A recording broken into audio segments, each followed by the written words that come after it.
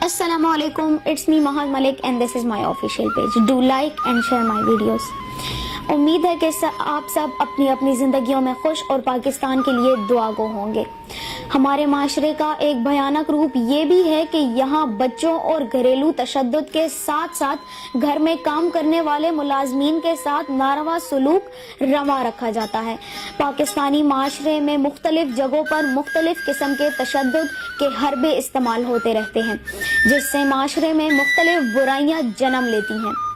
जहां पर अमीर घरानों में काम करने वाले मुलाजमीन को मार पीट और गरीब घरानों में नाचाकियां, बच्चों से कम उम्र में जबरदस्ती मजदूरी करवाना और मुफलिसी में दूसरे घर डाका डालकर जिंदगी गुजारी जाती हो, वो माशरा कभी भी कामयाब नहीं हो सकता। सारी बात बर्दाश्त की है। अब सवाल ये है कि आए रोज पुरतशद्दुद वाकयात क्यों रोनमा होते हैं? इसी वजह से कि जब आप अपने आप को मनवाने के लिए अपनी हर बात और राय को दूसरों से मोतबर जाने, इसी वजह से कि जब आप अपने आप को जज तस्लीम करें और यही उम्मीद रखें कि लोग अंधे गूंगे बहरे बनकर आपकी बात मान लें और उस पर अमल करें, और अगर कोई आपकी राय से मुखालफत करे तो आप तशद्दुद पर उतर आते हैं। वाह क्या उसूल है, वाह क्या तरीका है। पाकिस्तान में ब्लड प्रेशर के मरीज इतने नहीं होंगे जितने अना के मरीज हैं।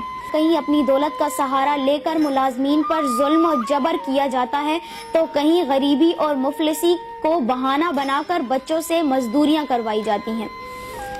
कहीं अमीर होने के नशे में धुत होकर गरीबों को कीड़े मकोड़े समझा जाता है, तो कहीं अपनी मर्दांगी साबित करने के लिए घर की खवातीन को मारा पीटा जाता है। कहा ना कि सारी बात बर्दाश्त की है। मेरे नबी सल्लल्लाहु अलैहि वसल्लम ने तो बर्दाश्त, अमन और इखलाकियात का सबक दिया था, इंसानियत का दर्ज दिया था, बराबरी के हुकूक का बताया था। अजीज दोस्तों, एक दूसरे का एहतराम करना सीखें, एक दूसरे को बर्दाश्त करना सीखें, अपनी जिम्मेदारियों से ना भागें, अपनी राय को जरूर रखें लेकिन दूसरों की राय का भी एहतराम करें।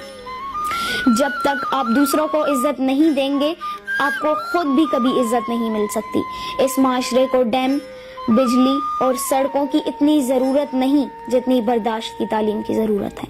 अगर मेरा ये मैसेज अच्छा लगे तो लाइक और शेयर करना ना भूलिए और इस पर अमल करें। शुक्रिया।